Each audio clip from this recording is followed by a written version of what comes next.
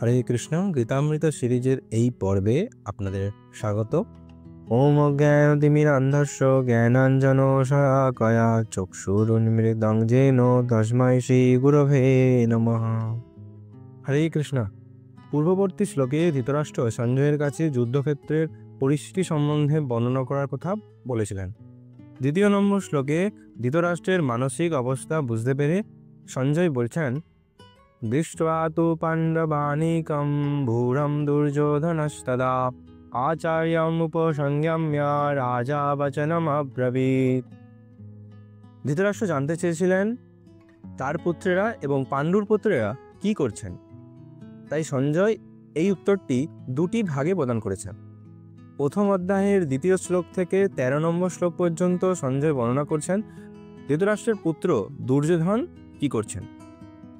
এরপরে সম্পূর্ণ গীতা ধরে সঞ্জয় বর্ণনা করবেন পাণ্ডুর পুত্রেরা, বিশেষ করে অর্জুন কি করছেন সেই বিষয়ে। এই শ্লোকের কিছু আলোচ্য বিষয়সমূহ। প্রথমে আমরা দেখতে পাচ্ছি সঞ্জয় কর্তৃক ধৃতরাষ্ট্রের ভয় দূর করানো।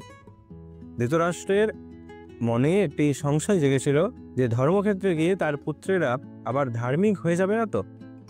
যদি সেটা হয় তবে তো তারা নিজেদের মধ্যে মীমাংসা করে নেবে, তাহলে দুর্যোধনকে রাজা হিসাবে দেখতে পাবো না।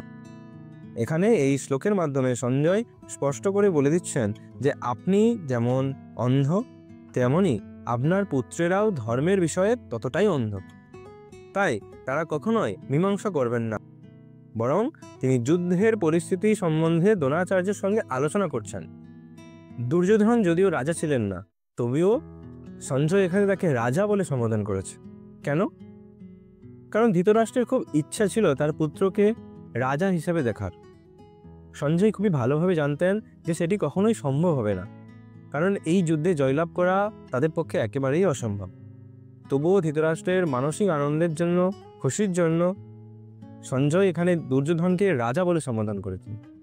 আবার অনেক আচার্যরা বলে থাকেন সঞ্জয় ব্যঙ্গ করে ধৃতরাষ্ট্রকে বলছেন, আপনি তো নামেই রাজা। রাজার সমস্ত কাজ এই দুর্যোধনই করে থাকেন। ধৃতরাষ্ট্র কোনো সিদ্ধান্ত নিতেন না, সব সিদ্ধান্ত নিতেন এই দুর্যোধন। দুর্যোধনের হাতের পুতুলের মতো আপনি কার্য করতেন। এখানে আমরা দেখলাম যে দুর্যোধন প্রথমেই দ্রোণাচার্যের কাছে গেলেন। কেন গেলেন? দুর্যোধন এই যুদ্ধের পরিস্থিতি সম্বন্ধে অবগত করানোর জন্য দ্রোণাচার্যের কাছে গেলেন এবং দ্রোণাচার্যের মনে পাণ্ডবদের প্রতি যে বিশেষ ভালোবাসা রয়েছে সেটি মুছে ফেলে তাদের প্রতি রাগ উৎপন্ন করবার জন্য তিনি প্রয়াস করছেন। আমরা দেখতে পাচ্ছি যে যদিও দুর্যোধনের সৈন্যবল অনেক বেশি ছিল, অনেক বড় বড় সেনাপতি, বিখ্যাত যোদ্ধারা দুর্যোধনের পক্ষে ছিলেন, তবুও তিনি পাণ্ডবদের সৈন্যসজ্জা দেখে ভয় পেলেন।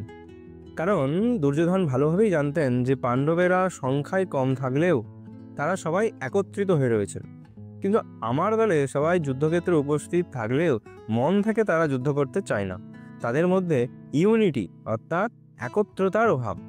এই একত্র হয়ে যুদ্ধ করার মানসিকতার অভাবের জন্য দুর্যোধন দ্রোণাচার্যের কাছে গিয়ে মানসিকভাবে সবাইকে যুদ্ধের জন্য একত্রিত করার চেষ্টা করছেন। এখান থেকে দুর্যোধনের কূটনীতির একটি পরিচয় আমরা পাই। কৌরব পক্ষে ছিল 11টি অক্ষয়িণী সেনা এবং পাণ্ডবদের পক্ষে ছিল 7 অক্ষয়িণী। প্রকৃতপক্ষে দুর্যোধন আশা করেননি যে পাণ্ডবেরা এত বড় সেনা নিয়ে আসতে পারবে। তাই যখন তিনি পাণ্ডবদের এই সৈন্যসজ্জা দেখলেন তখন মনে মনে ভয় এবং একই সঙ্গে আশ্চর্য হলেন এবং সেই মনোভাব লুকিয়ে সে দ্রোণাচার্যের কাছে পরামর্শ করতে গিয়েছিলেন। দুর্যোধন যুদ্ধের আগে শত্রু দলের কে কোথায় রয়েছে, তাদের ক্ষমতা কি, সেই বিষয়টি খতিয়ে দেখতে চাইছেন। তেমনই ভগবদ্গীতায় পরবর্তীতে গিয়ে ভগবান বলবেন, আমাদের পরম শত্রু হলো কাম। আমরা যদি জানতে পারি এই কামের লোকেশন কোথায়, তাহলে আমরা কামের সঙ্গে সহজেই যুদ্ধ করতে পারবো। তাই শত্রুর পজিশন, লোকেশন দেখা অত্যন্ত প্রয়োজন।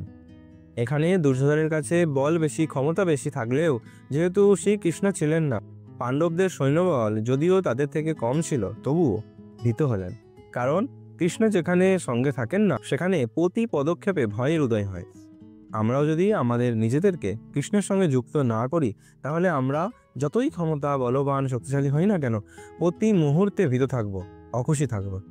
তাই আমাদের পরম শত্রু কামকে জয় করার একমাত্র উপায় হলো কৃষ্ণ ভক্তি, কৃষ্ণকে আমাদের জীবনের সঙ্গে রাখা। তবেই আমরা শত্রুর উপর বিজয় লাভ করতে পারবো।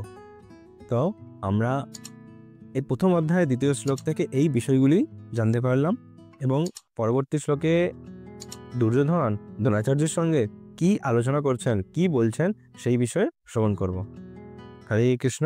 জগদ্গুরু শ্রীলা প্রভুপাদ কি জয়।